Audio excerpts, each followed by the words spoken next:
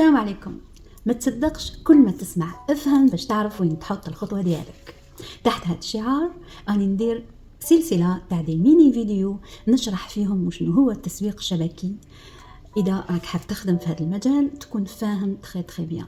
دايوغ اذا اول مرة تحضر لي فيديو روح ابدا من اول فيديو في السلسلة هكذا باش تفهم لو كونسيبت تري بيان. كنا شفنا في الفيديو اللي فات وشنو هو التسويق الشبكي وكيفاش ووقتاش وعلاش بدا، والان في هذا الفيديو راح نشوفوا التطوير ديالو وعلاش الناس عادت تخافوا. دونك بعد ما كما قلنا بعد الحرب العالميه الثانيه في 1945 بدا في امريكا ونجحت الفكره والناس عادت تخدم بها والشركات عادت تستعملها. مع التطوير التكنولوجي مع الانترنت مع لي ريزو سوسيو اللي ظهروا عادت في نجاح مستمر هذا التسويق. اي الشركات زادوا طوروا فيه. في الديبي كانوا غير لي يدي برودوي يدير له لا ريكومونداسيون ويخلص عليه، ومن بعد عادوا يدخلوا ناس يفورميوهم يعلموهم البيع يفهموهم هذوك لي برودوي اللي راهم رايحين يبيعوهم، يخدموا لهم على المايند سيت تاعهم، يقووا لهم الشخصيه ديالهم، يخدموا منهم قاده. اي هذوك القاده هما بدورهم يدخلوا ناس يفورميوهم واش تفورماو هما سكون ابل لا دوبليكاسيون، ويتبعوا معاهم ويقودوهم ويكونوا معاهم ان ريزو دو ديستريبيوتور، وعلى هذاك لو شيفر دافير ويبيعوا بيان سور. اهم حاجه انهم يديروا لا بوبليسيتي ويبيعوا هذوك المجموعه اللي دخلوهم معاهم ويوقفوا عليهم ويعلموهم البيع اكسيتيرا.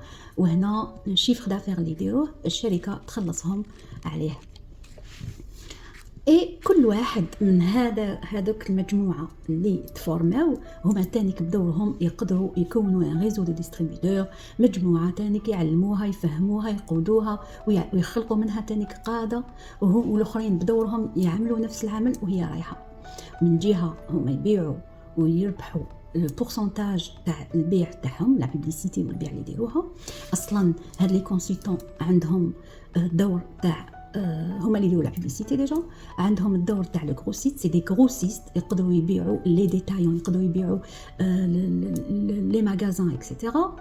اي في نفس الوقت هما بدات لي ديتايون، يعني عندهم الدروا يديروا ماغازان بهاد المنتوجات، عندهم لو دروا يبيعوا في الاسواق الشعبيه، عندهم لو دروا يديروا لي صالون لي او ميتينغ، وتانيك عندهم اصلا ماشي عندهم لو دروا، الشركه هي اللي دير لهم ان بوتيك اون لين كيما هذوك اللي راهم يبيعوا في اللي يخدموا في التسويق الالكتروني، يعني بليتو في عندهم متجر الكتروني، يعني يخدموا هذوما كامل عندهم لو دروا يديروهم. دونك سي بور سا هذا من اللي كانوا ناس من كافه الشعب رجعوا قاده اي دي بارتنير مع شركات كبيرة، شركات أجنبية وشركات كبيرة ويسوقوا لها، رجعوا يدوا معاهم النصف بالنصف، رجعوا يدوا معاهم دراهم كبار. اي سورتو قد ما يكونوا هاد الريزو دو ديستريبيوتور قد ما يكبر لهم، باسكو قلنا تصرى لا دوبليكاسيون، هادوما كونوهم مجموعه، كونوهم كل واحد من مجموعه هو تان عنده حق يكون مجموعه اكسيتيرا، ويماجينو شحال يكبر وقد من يرجع هاد المجموعه.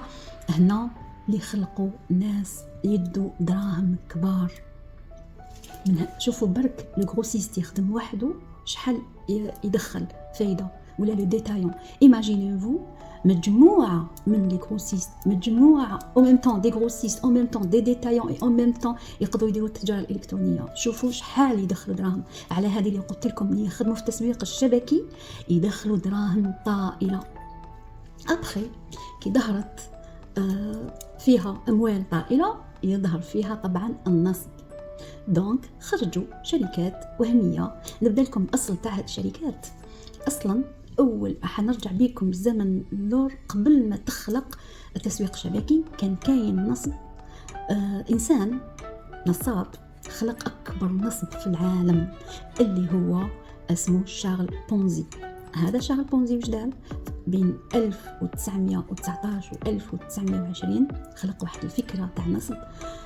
يا جماعة اللي يحب يدخل يخدم معايا يحط رأس مال، هذوك النقود اللي يحطهم بعد 45 يوم يرجعوا له الدوبل، نمدلو الدوبل تاعهم، ولكن بشرط كل واحد يدخل يحط طون دارجون، لازم يدخل معاه ناس هما تانيك يحطوا نفس السعر اللي يحطوه هذاك الانسان.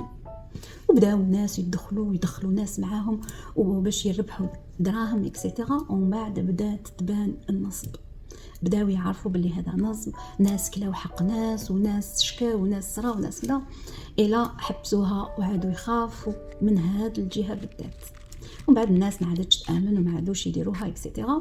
بوقت حتى خرج التسويق الشبكي، وهنا عادوا كاينين شركات وهميه يديرون النصب. كما على بالكم في اي مجال وين يكون كاين دراهم راح يكون النصب، حتى وإذا مثلا في سوق السيارات، يعني ابسط الاشياء في سوق السيارات تلقاو كاين النصب. كاين اللي يقول لك عندي فواتور ويكتب كذا باش غير يدي منك دراهم، ولا يبيعها دو فوا، ولا باغ اكزومبل الاراضي تاع البناء، ولا وين كانوا دراهم راح يكون كاين النصب بيان سور.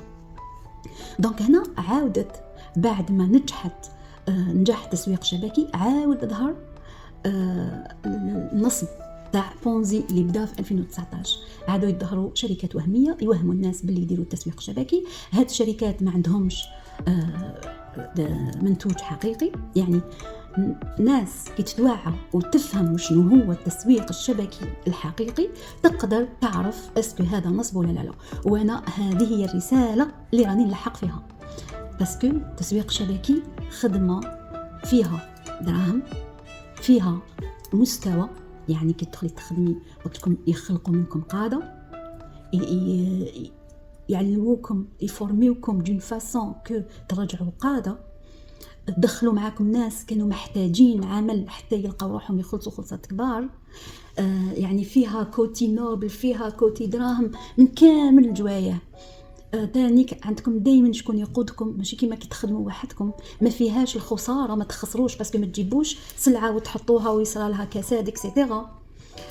على هذه اللي حبيت نلحق لكم فكره هذه، وحبيت نفهمكم باللي كاين شركات لازم برك تعرفوا وش من شركه تدخلوا معها. كاين شركات تاع نصب وكاين شركات تاع صح التسويق الشبكي. وفي الحلقه الجايه باذن الله راني رايحه ندير لكم اهم النقاط اللي لازم تتوفر في شركه باش تقدري تدخلي معها، باش تنحي احتمال انك تطيحي في شركات تاع النصب. دونك بارطاجيو هذا الفيديو قد ما تقدروا، وعلاش ممكن تكون سبه في سلاك ناس كانوا رايحين يحتالوا عليهم، ولا كانوا رايحين ينصبوا عليهم، ولا كانوا رايحين يدخلوا في واحده من هذه الشركات.